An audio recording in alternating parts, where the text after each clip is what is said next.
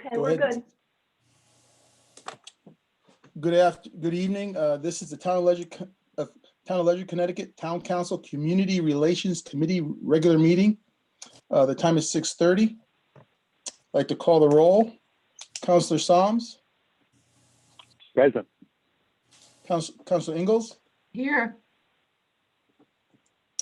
For the record, I'd like to note that Councilor, is that Mary? Yes. Yes. Councilor Mary McGrattan. I'm getting everybody, so bear with me for a single second. Councilor Linda Davis.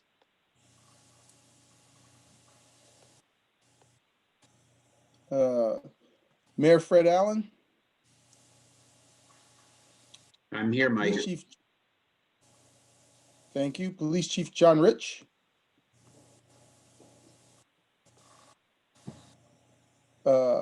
Administrative Assistant Roxanne Marr, hosting. I'd like to also note others at the meeting consist of Mashantucket Pequot Tribal Nation Councilor Crystal Whipple,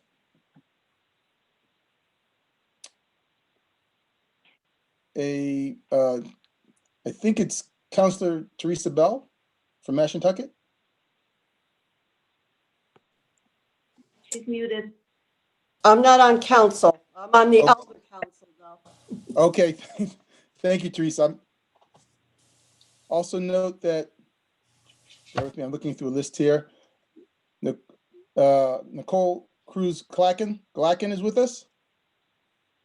And there's a Tammy Shrouds. Is there anybody that I missed? Mary Beth Hubbard is here, the mayor's assistant. Sorry, Mary Beth Hubbard. Thank you. At this time, are there any citizen comments? Any citizen comments? Any citizen comments? Seeing none, we'll move into some informational items. The administrative assistant, Chief Rich email thread dated 1/7/2021 to Chief Rich is a follow-up to the November 18th informational form, policing and law enforcement. At this time, I'd like to do a review and approval of the prior minutes. Is there a motion to approve the regular meeting minutes of January 6th, 2021? So moved. Moved by Councilor Councilor Soms, Ingalls, second. second by Councilor Soms. All in favor, say aye. Councilor Soms, how do you vote? Aye.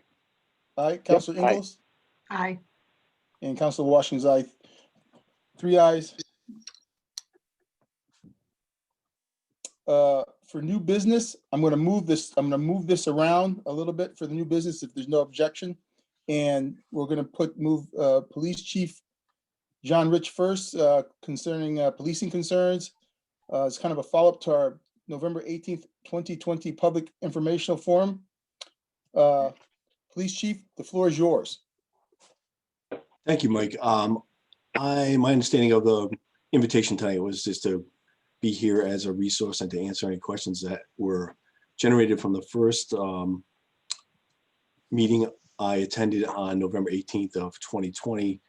But I will say that I know in your prior email communication, you were asking if we had any other inquiries that were a result of the meeting on November 18th. And I responded that I communicated with Chairman Rodney Butler from the Mashantucket Pequot Tribal Nation.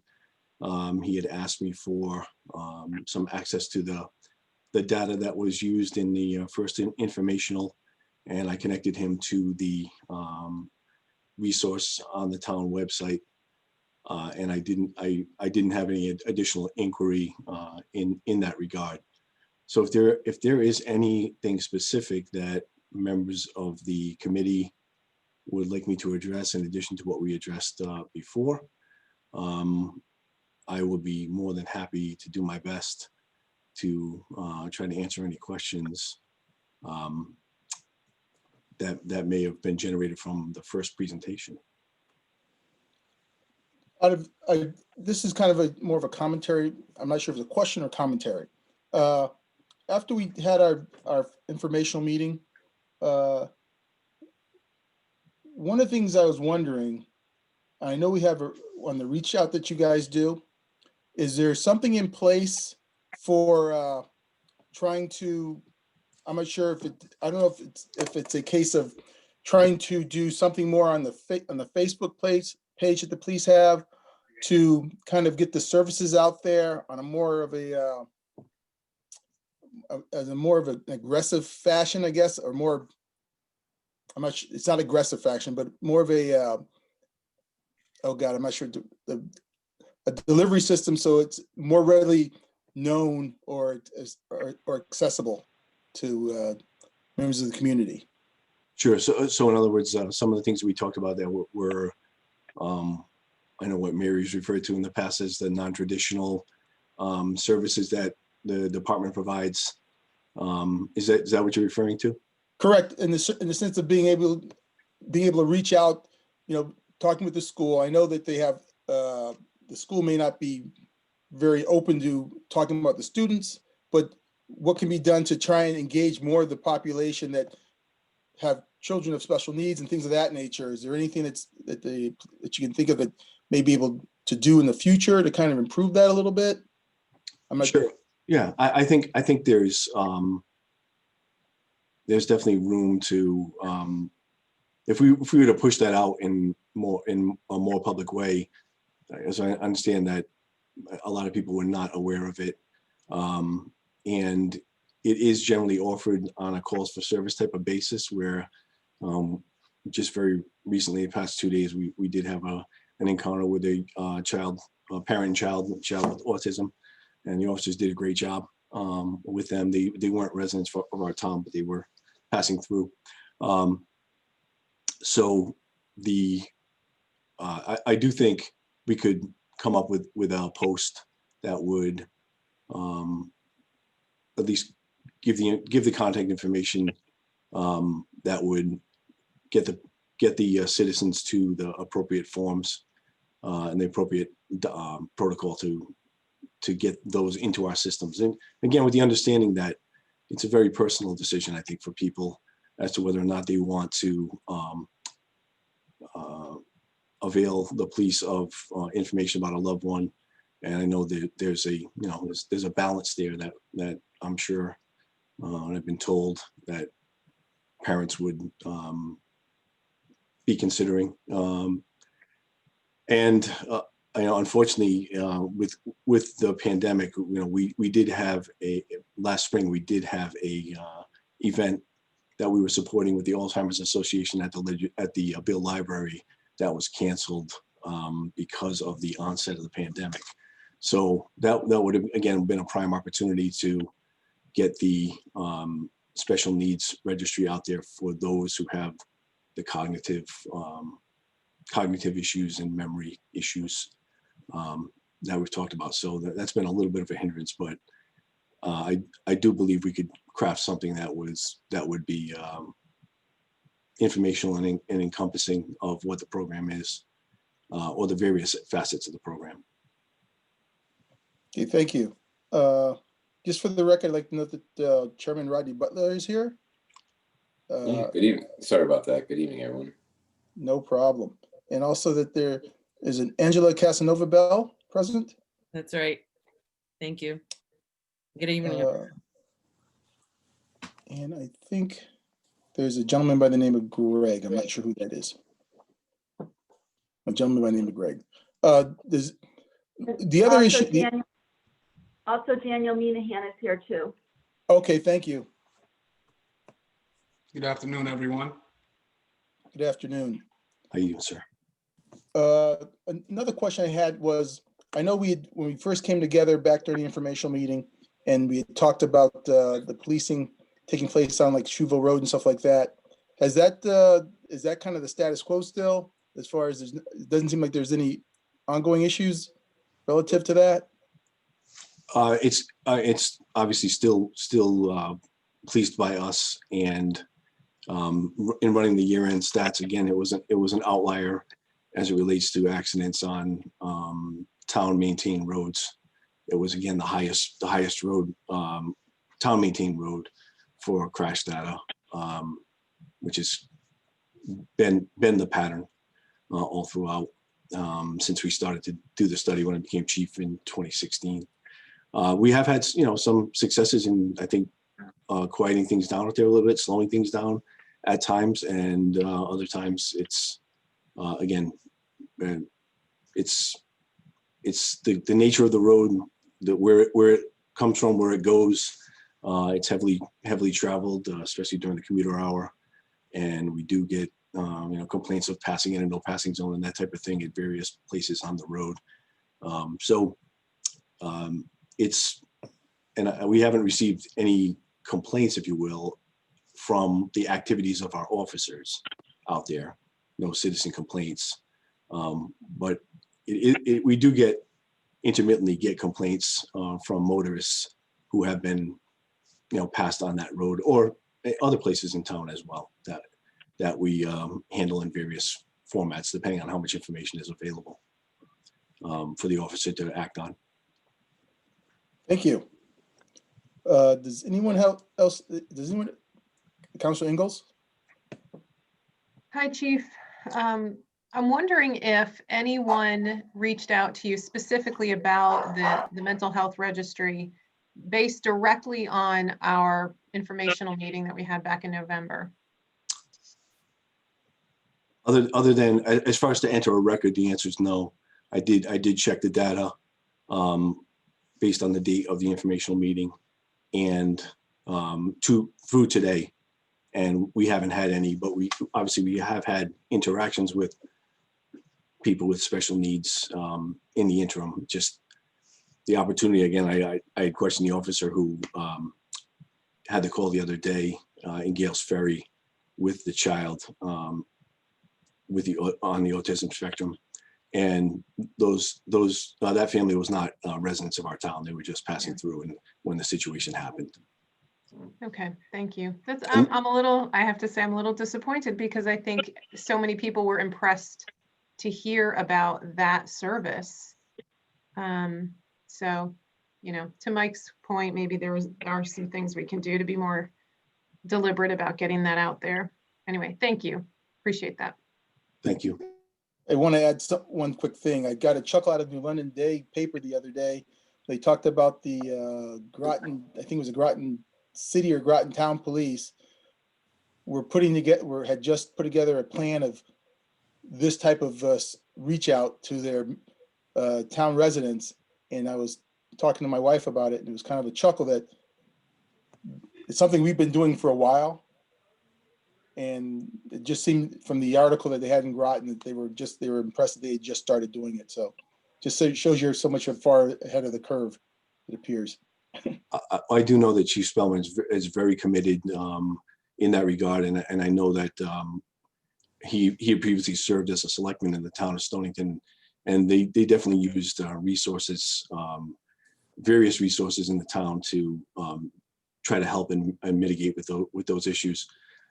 Sometimes when it involves kids on the spectrum, there can be some wandering and that kind of thing. And they were really proactive about it in both places. And I know that specifically an officer named Bobby Harris in Groton City is kind of a renowned trainer in autism spectrum disorder. And they're very proactive there as well. I think a lot of us are doing that type of programs all around. Just to me, I think it really helps with the communication with the families, and they feel like when they get out in front of it a little bit, it's the idea is that, okay, we've had this meeting. It kind of allays my anxiety a little bit about the police having to respond to a situation at my house if the child were to wander or get out of control, or whatever the situation might be. So, but thank you for the compliment. I know, again, I know Chief Spellman's very interested and very proactive there as well. Thank you. Does anybody else have any questions for Chief Rich? Yeah, Chief, good to see you. Happy New Year to you. Have you had, I haven't checked in with Chief Potts recently to follow up, but have you had any dialogue with Chief Potts on any any collaborative issues or just general concerns in the last few months since we've spoken? Yes, as a matter of fact, as recently as today, last week, and then today, and then I was also dealing with Andre Parker today in regards to an incident of a mutual interest, a matter of mutual interest. Again, the relationship continues to be excellent, Mr. Chairman. I appreciate that. As I've told you over the summer and all throughout, the collaboration has been really good among the leadership, and we're here to help each other, and as recently as today. So it's been great, and I appreciate it. Excellent. Any other questions for Chief Rich? With that, Chief, I just had a comment. I'm sorry. oh, go ahead. Yeah, Chief Rich, I wanted to thank you for your efforts with the Spiritual Center. I think with the continued policing is a positive thing, especially knowing the safety concerns. I also think that by your efforts encouraging them not to park there at the Spiritual Center, I think that's helped in extreme case. I think people feel less targeted. So I commend you on that. Thank you, sir, for the comment. And I know the chairman and I met on this last September, I believe it was, and I think we did come to the understanding that of what it actually means and what it means to the residents there. And I am happy to have been able to help out with that. And again, I certainly appreciate your comment on that. Yeah, Katabatash, that means thank you in our language. Yeah, Chief, that was COVID brain. That was a year and a half ago. It wasn't like it was 2 Septembers ago. Wow. Wow. Right? It tells you how much time flies. Yeah, amazing. Yeah. Well done, both. Appreciate Kudos that. to everybody involved, making sure that improving that situation. Are there any further questions for Chief Rich? I don't want to hold you any longer than you have to be here, Chief. I'm going to hang around, Mr. Chairman, and if I'm needed, I'll be here. Okay, thank you. Okay, thank you. Welcome. I'm going to move to the next topic. The Mashantucket Pequot Tribal Nations Team's response regarding the proposed memorandum of understanding between the town of Ledyard and the Mashantucket Pequot Tribal Nation regarding the assistance programs as contained in the draft dated September 16, 2020. The great thing about people say government moves slow, and sometimes it's a good thing because it allows things to percolate. And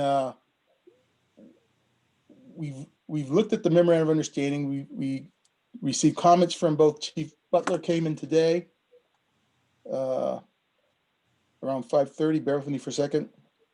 And also Nicole Cruz, and concerning the community relations, the document for the memorandum of understanding. And one of the things about the memorandum of understanding is, I think I'm going to speak openly in what I think is going to be relatively agreeable. The document itself is a good document in the sense of what the document should be doing.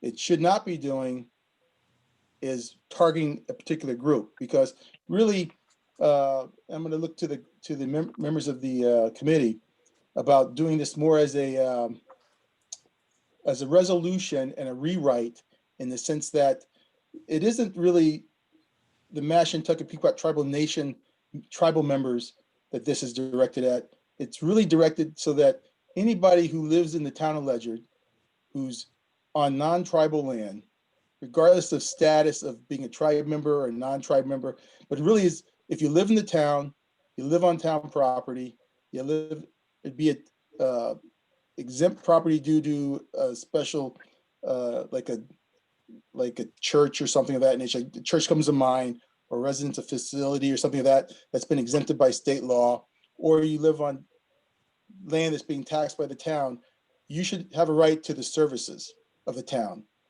If you happen to be a member of the tribe, you're still a member of the town, and the services that are provided to the town should be provided to everybody within the town property who's town proper.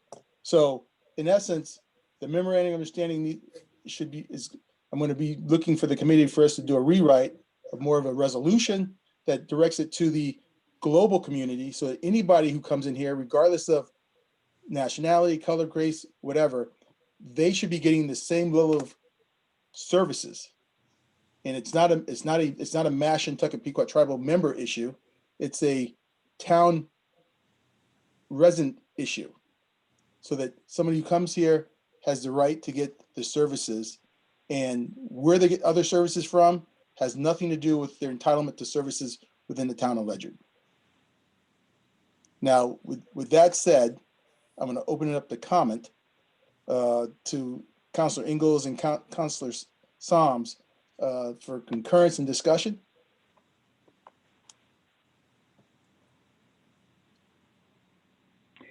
So this is Councilor Psalms. I'll speak. In town council meetings and conversations, I've been pretty quiet on this issue, just listening to the different points of view. And this is the conclusion I've come to. We had a misunderstanding, if I can call it that, in years past about who would be served by what regarding the food pantry and social services. I don't think it's productive to spend more time on an MOU.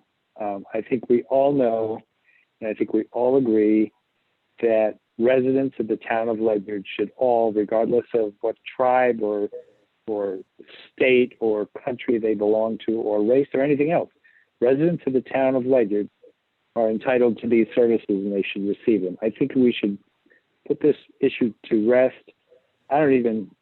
Honestly, I don't see a need for a resolution. I think we just need to do what we would have done in the beginning had we not had this misunderstanding. If we want to do a resolution, that's fine with me, but those are my thoughts. I think we need to move on. Thank you.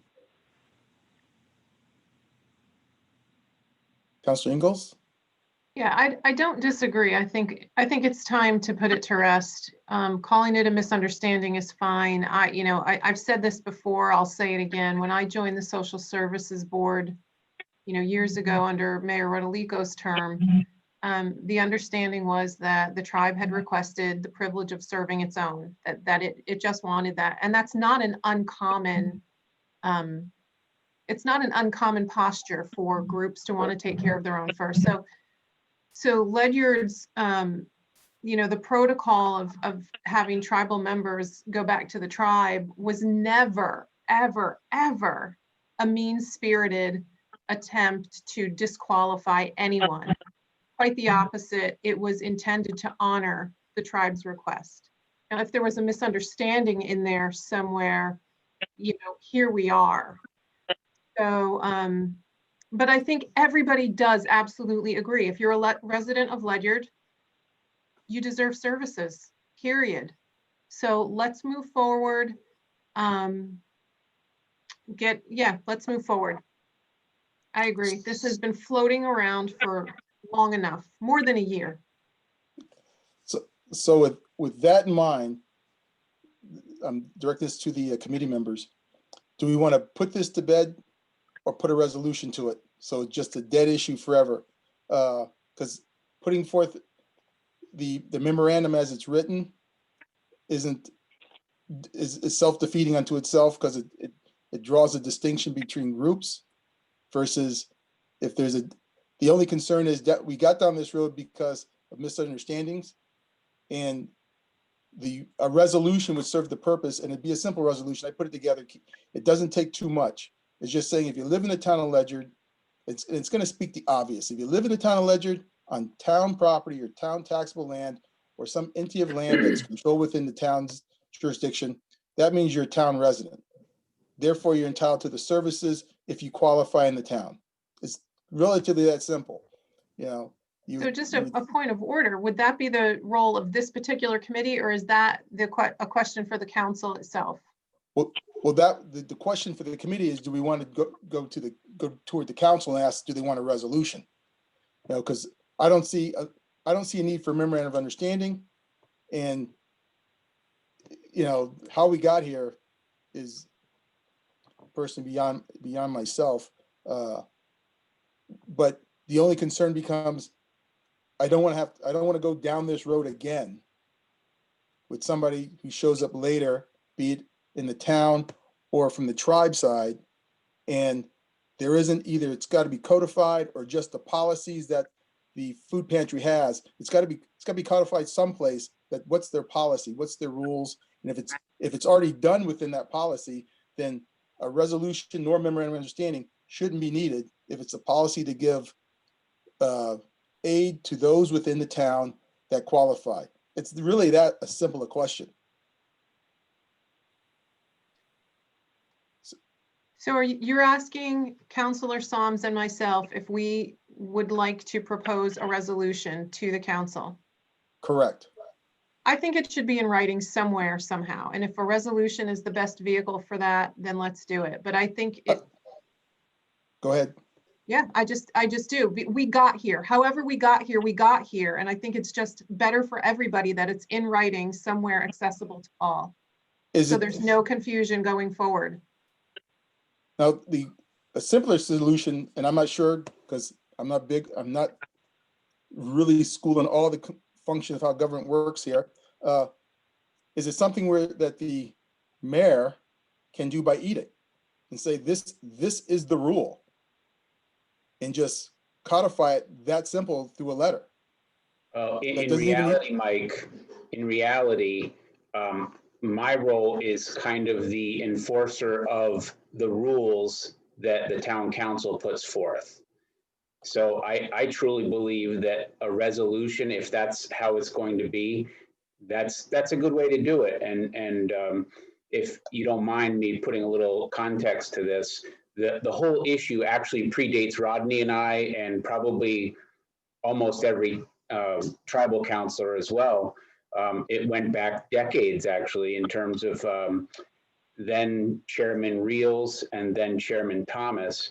And we met on, I think it was July 21st at the Native American Museum with the tribal counselors and Chairman Butler to try to remedy the situation. And if the remedy by way of a MOU was not the best approach, then my apologies to everybody. That wasn't the intent. The intent was that if words that were said were misinterpreted by both parties, the best way to resolution is to memorialize the correct words so that they are memorialized in writing. And then when Rodney and I are long gone from here, somebody else can understand exactly where things sit. And I think that was something that, the meeting that we had in July, as hot as it was a great meeting to have, and it was much needed. So I appreciate Councilor Whipple in particular for putting that together. We made good headway. So now we just need to get to the finish line with how you want to handle it. And then I will deal with it from there. My position would be, just so this thing doesn't come back ever again, is to just set something up with Councilor Soms and Councilor Ingalls as an agreement. I'll work to put together a really simple resolution that just states that if you live in the town of Ledyard, you're on taxable land, because there's one paragraph in here that nails it right down. You live in Ledyard. If you're a Ledyard resident, period. If you are a Ledyard resident, that's it. Yeah. We don't need to list out if you're on taxable, this, blah, blah, blah, blah, blah. Do you live in Ledyard? If you live in Ledyard, you can get services. It should be that simple, but part of me thinks I want to do a little research, because there's got to be something already written down that exists. That if you live in Ledyard, you're entitled to services. And you would think it would be by default, if you live in Ledyard, you're entitled to services. So even the resolution shouldn't be necessary. Because if you live in Ledyard, the question is, why wouldn't you be entitled to services? That's my opinion, but I'm also perfectly comfortable with the idea of a resolution if that puts this thing to bed for good. So I'm fine with the resolution, but you're absolutely right, Mike. If you live in Ledyard, you're entitled to services, period. And, bygones be bygones. Whatever we thought might have been said, doesn't matter. Let's do a resolution, get it done, and work on bigger things. Okay, I'm gonna just, not to beat a dead horse, but I hate generating more paperwork that we don't necessarily need. I'm gonna see if I can work with Roxanne to see if there's any place that, and this is a crazy concept, that says if you live in Ledyard, you're entitled to services. There's gotta be something someplace. In a town ordinance or something. Because otherwise it doesn't make any sense to have to do a resolution that says you live in town, you get town services. So that'll be the first choice. Go ahead. You could, I'm sorry for interrupting. You could put the word, this reaffirms that, and leave it at that. That'll be that simple. Yeah. So if we have to do a resolution, it'll be a simple resolution, just to reaffirm that if you live in Ledyard, you get Ledyard services. Partially embarrassed to put that on a piece of paper. So fork in that one. And now the other issue. Well, Mike, just before you wrap that up, Mike, I appreciate that. And I would say, and I give credit to Linda from our first conversation, where we're at now is what, when the idea of the MOA came up, that's exactly what she said. Like, well, why are we overcomplicating this? They're Ledyard residents, they should be eligible for services, and let's just move forward. And I think, to the mayor's point, there was just some history there that needed to be cleared up. And it's really interesting that we're talking about the need for a resolution on MOA, which I'm glad, MOU that we've backed off of, for all the reasons that you pointed out is the very reasons why we as a subcommittee were like, wait a minute, what are we doing here? We don't need an MOU. This is their right. And I would imagine it's in your town charter somewhere, some way, somehow. And so it really seems like the issue is, someone in a position like mine or like the mayor's, we should be hamstrung to not just simply have a conversation and staff move forward without something in writing. I think that seems like more the issue.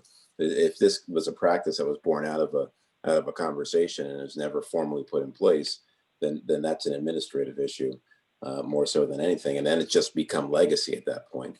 So, I mean, it seems more like something at the clerical level that needs to be addressed as opposed to the town charter. I would absolutely imagine that the town charter is clear that if you're a resident of the town, that you're eligible for services and whatever else the town provides, but call it a hunch. I'll be checking, trust me, because I don't want to write a resolution. Well, I think the good thing that came about is regardless how long it could have took, or to your point, Chairman, we rarely are right at the point that Linda suggested. But the beautiful thing is we're about to get our first collective base hit. It may not be a home run, but we're about to get on base together. So I think that's what we focus on, is the fact that, we're able to come together and check something off our list of things to get done. So it's inspiring. Thank you. Anybody else have any? Mike, yes. I just wanted to clarify one thing, because we sometimes separate. We think of social services, we think of food pantry. Well, I've been at the food pantry since it opened at the church, and I can tell you that when people show up at the food pantry, we have no idea who they are. If they're unregistered, we don't know what town they're from. We don't ask who they are. Nobody has ever been denied food at the food pantry. In fact, we can't deny food at the food pantry because we have an agreement with Gemma Moran. So that's that little piece of it. Now there's a bigger picture here, but as far as the food pantry itself, no one has ever denied food. Okay, thank you. Anybody have any other questions or comments? Thank you. If you put your hand up, I can't see. I'm relying on Roxanne to let me know. So I only have so many people on my screen. The next issue is regarding the town council's position regarding the Mashantucket Pequot Tribal Nation Team's education concerns. Just as kind of a point of reference, the town council and the school board are truly separate entities, excluding the fact we hold the purse strings. That being said, as Crystal is aware, and I think everybody on the panel here is aware, is that the school is in the presently has a diversification committee, and they're working on issues the school has presently. As far as the community relations committee goes, that has to percolate to reach us. I don't think we don't take those issues on. First, the school's got to get in a nutshell, the school has their own authority. We don't have authority over them. Not the town council doesn't, this committee doesn't. We can do things on a individual basis, not as a council member per se. If we have issues with how they're doing the process, and we can weigh in on it, but we don't have the legal jurisdiction to force them to do anything. We can provide comment, we can provide direction, which is one of the reasons why we like to sit on their panel. Just happens that they meet on the same day we do, so we only get to see half of it for the town council. But we all have a concern how the school does, just as the tribal members do, the Mashantucket Pequot Tribal Nation Team does. But at this point, they've got it. I think hasn't percolated enough to even reach a concern that we can address. They have to be able to do what they do. And then as a private citizen with kids who are going through the school system, I can attack it, and we can talk about it during the budget process and things of that nature. But we don't have any authority over them. That's my understanding. That's what I've gathered from the reading I've done. They're kind of like an island on their own. We can push it and prod it and stuff, but we can't move their process besides that being on their committee. Yeah, and I think, and Chairman, I think you're right. I don't think you're right. I know you're right on that, but I think the fact that there's some members of the town council, and we have Councilor Whipple on our side that's on that committee for education, there is some level of influence. And this is what Councilor Menahan was talking about last time, that although you don't have direct oversight of education, you do have the ability to at least take a position and make a position statement. And so I think even if it were, some support from the town council to say, this is what we're asking of you, or this is what we would like to see out of the education system in the town, i.e. fair and, and diverse and everything else that you want to say. I think that's within your realm of possibility to put out a statement of what you'd like to see, and hope that they appreciate your guidance and do something with that. But in the meantime, as you say, we got to work it from the inside, and as residents, as parents, and as members of that subcommittee, to continue to see how we can make change there. And I'd actually defer to Councilor Whipple, because I know she's on that team and has done a lot of work there. And I know, Crystal, what are your thoughts on the approach? Actually, there are several approaches going on. So the Board of Ed has their diversity and inclusion sub-team. Separately, I had reached out to the Commissioner of Education with the state in regards to our concerns with the superintendent. We had a meeting with a Dr. Pequot, who is a special advisor to the commissioner, with myself and the tribe's director of education, along with Ledyard superintendent. We addressed our most pressing issue, which was data about our children and how they're doing in the school system, and also how they're being treated. And so we've begun to hold those meetings. For the first time, that myself as chair of the tribe's education committee, we were given data on our children that we've been requesting for a long time. It's disheartening that it only came about because we objected to the federal impact aid form sign off is really the only reason why we ended up getting this data. Once we received it, it was pretty shocking to find out that the majority of our children are entering the Ledyard school system in kindergarten above grade level, but shortly thereafter in state mandated third grade thing, they are the majority of them are under grade level. So we are addressing the achievement gap issues and the treatment of students right now with the superintendent. We have another meeting set up soon to go over how we might address some of these concerns with our children, what services may or should be provided. We don't honestly feel like the changes that are necessary will happen soon enough to have an impact on the children of the reservation.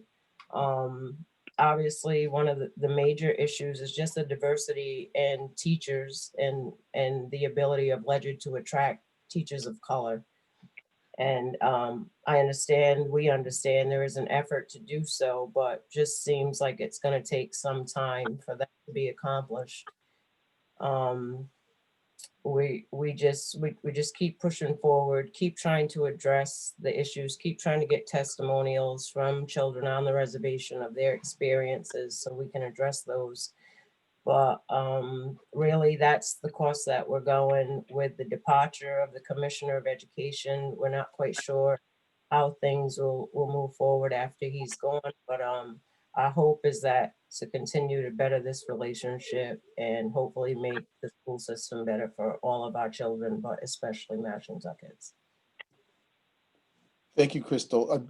Just on that same note, I'm very hopeful, and hope is not a plan. I'll be the first to say that the school system in their efforts will be able to attract a more diverse looking school system as far as the educators go.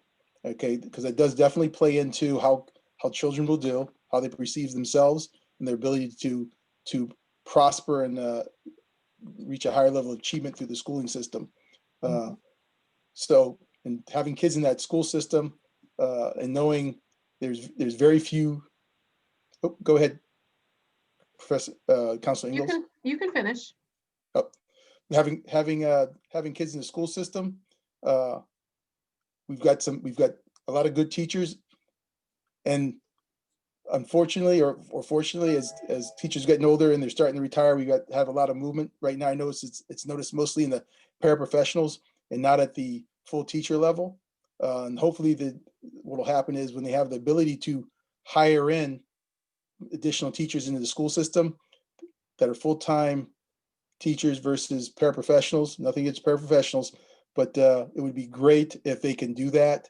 But like you said, the biggest challenge is going to be attracting teachers into the school system. And let's be blunt. There's a lot of schools that are losing a lot of teachers, and the kids coming out of school are going to have choices. And so the school's going to have to do something, not sure what, but they're going to have to figure out some plan to make it attractive for a young college student who's going into teaching to say, yep, I'm coming to Ledyard to teach. That's just my commentary. I know the issue is, it's really a statewide issue. Creating a diverse teaching force it's a problem statewide. It's not just a Ledyard only problem for sure. You look at a town like New London, it's probably even more pressing. It probably feels more pressing. I actually have a question for, I guess, Chairman Butler.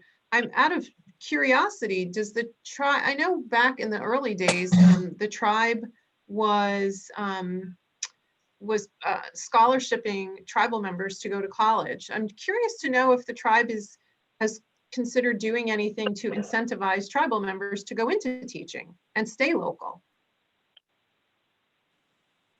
We actually have 2 tribal members who teach right now. But it's if they have that desire, we're not really actively pushing our family members to go into teaching positions. But it's obviously an opportunity. We have a career development person within the tribe that helps guide them on their career paths. And so we're always there to foster that, to, for them to follow whatever their dreams are. But, we can't force them to become teachers. I'm going to say something that's probably not politically correct, but that's not me to begin with. As a Black engineer, I'm a major commodity because when you go to the school systems, you see them coming out of the colleges, there's very few and far between, they're very few and far between. And so when you go to look for the job, you can ask for certain things that normally you wouldn't be able to ask for because everybody's trying to get diversity. And so I think the schools are going to find themselves in that same situation. And, you know, maybe they can do something with student teaching, trying to bring student teachers in the school system as part of their training. And if they enjoy it enough, they'll want to stick around and come to the school full time. Those are just kind of suggestions for the school system to look into, you know, but that's going to be during one of our meetings that they have for the diversity in the hiring. And I just realized I kept talking with what my thing was on mute. But what I was going to say, though, to Councilor Engel's point, you know, and Councilor Whipple addressed it appropriately. But in addition to that, you know, we don't want to guide anyone to any particular. I mean, we have such a small community, right? And so we want everyone to dream big and be what they want to be. And hopefully they'll give back to the community ultimately and make the tribe stronger. But the more diverse of job opportunities that we can push our youth into, the stronger we'll be as a nation. And so we're fortunate to have a handful of teachers. But what we do, though, is we have a lot of reinforcement for education and support for education. And I think that's one of the major frustrations that came out of the findings from Councilor Whipple and working with the commissioner and then ultimately working with the superintendent and getting data that we've been asking for. It's been suggested for some time that our kids are underperforming, but we would never get the data. And for us, it's just, well, give us the data. We're not gonna hold it against you. Just give us the information so at least we can help our kids in the meantime while you're trying to figure out what resources you need within the school system. And the fact that we just received this after years of asking for it, I mean, that's you know, it's almost a generation that we lost that we couldn't necessarily support the way that we wanted to. So it's helpful now that we're getting that data and we can now do something about it. But as Councilor Whipple said, it's for those children that are already on the tail end of the educational curve. It's difficult. It'll be difficult for them to catch up ultimately. Thank you. In addition to the diversity amongst the staff is the ability to connect with students, especially when you talk about history or culture. And I definitely agree that New London schools probably in more of a dire need for diversity probably than places like Ledyard.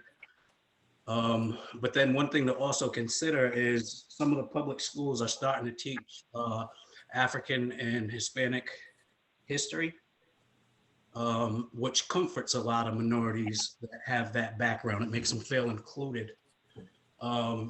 So I think there's a need to back and encourage the state to accept Native history that is influenced in, I would even go to the extent of saying approved, not just by Mashantucket, but even by our Mohegan family and those that are state recognized. An example, and I haven't been in the Ledyard school system for quite some time, but one of the last big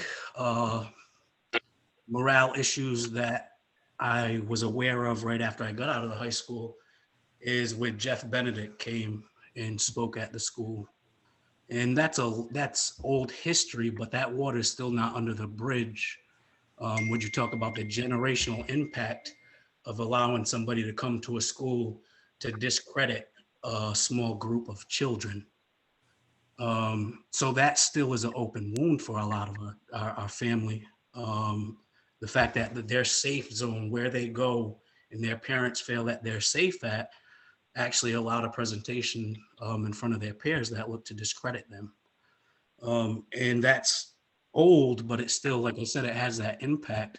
But there has to be that balance where we could start sharing some of the history from our viewpoint, and the children, the Native children, they need to have some type of cultural and historic connection to the curriculum.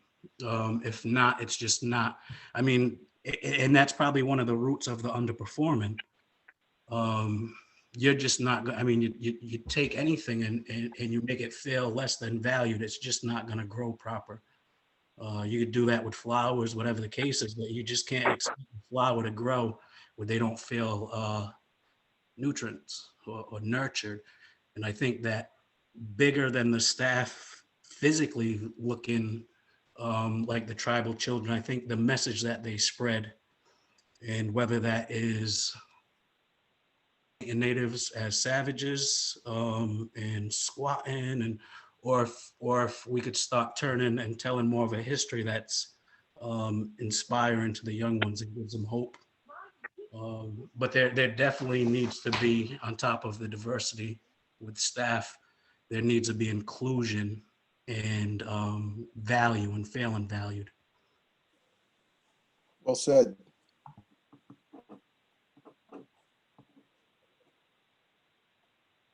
Any more comments, input?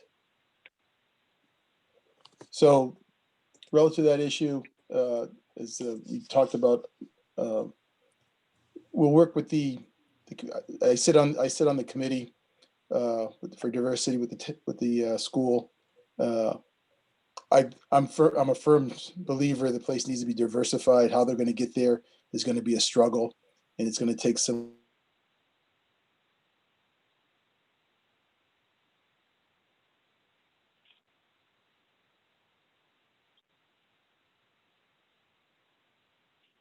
on a personal level, because it would not be a bad thing, given having lived in Ledyard since the 70s and having multiple friends up at the tribe and how things used to be, okay.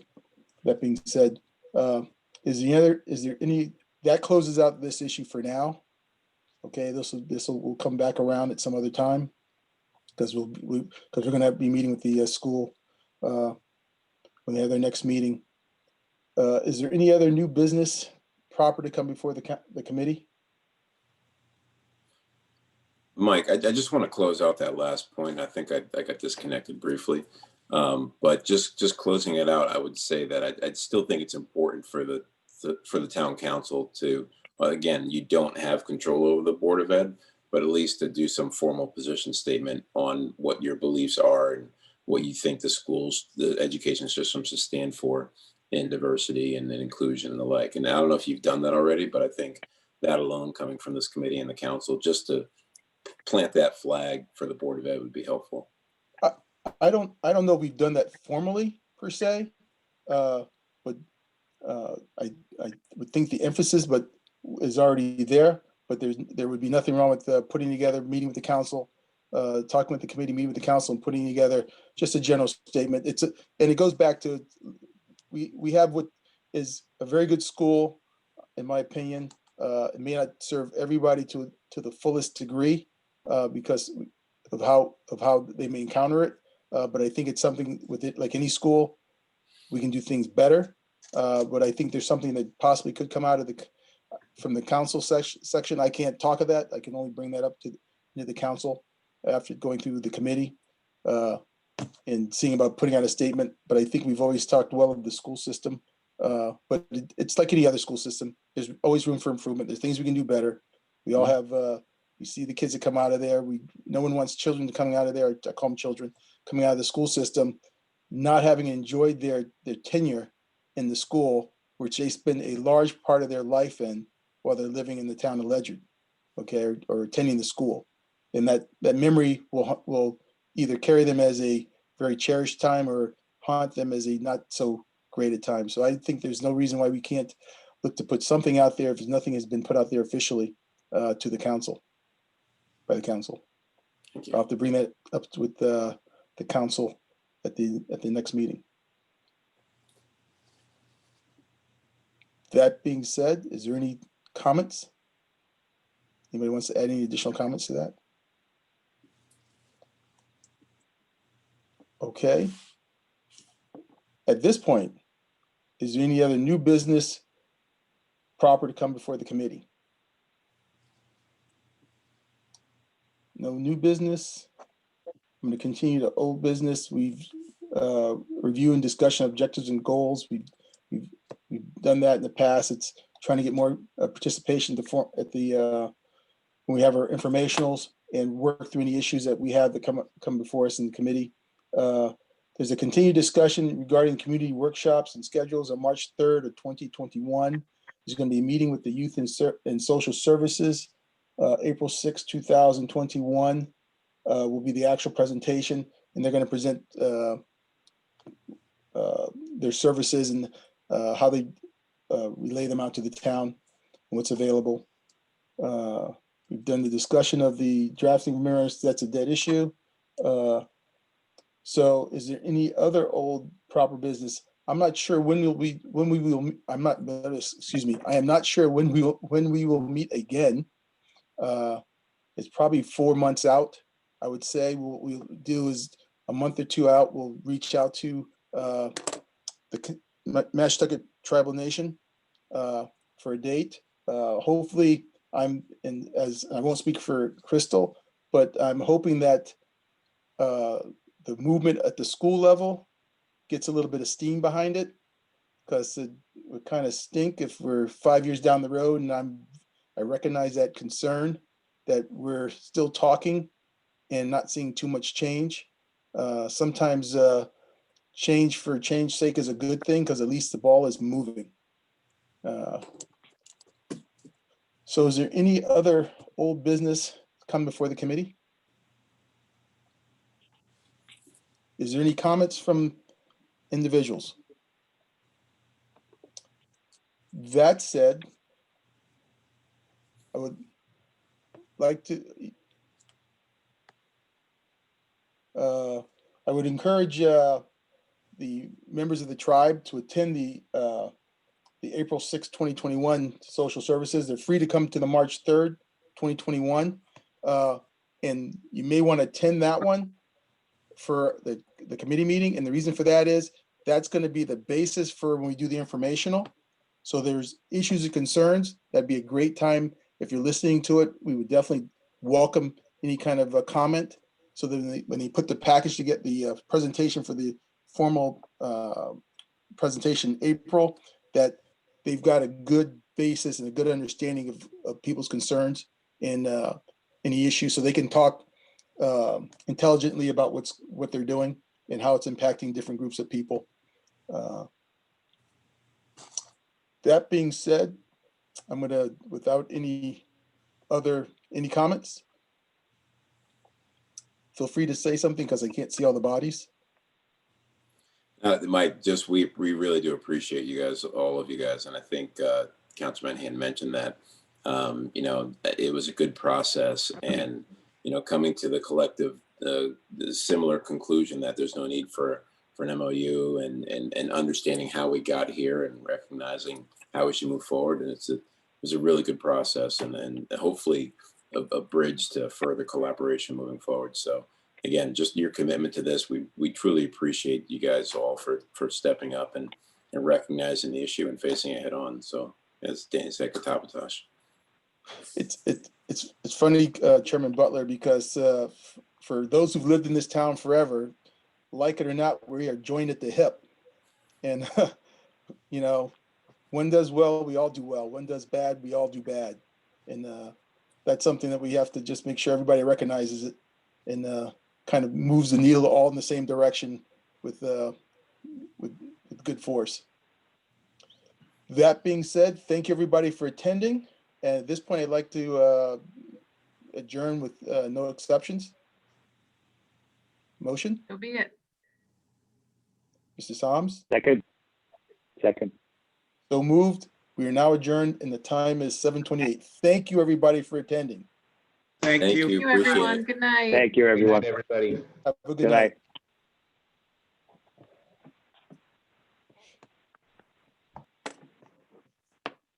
Okay, Roxanne.